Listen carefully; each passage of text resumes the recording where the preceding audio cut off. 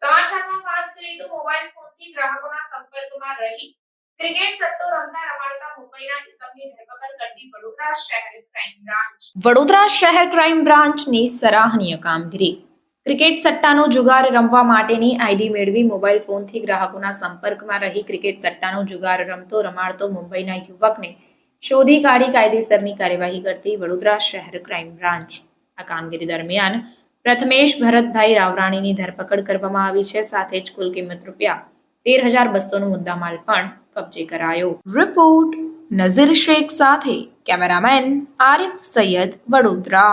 સમાચારોની અવનવી અપડેટ્સ માટે જોતા રહો સેક્યુલર ગુજરાત ન્યૂઝ.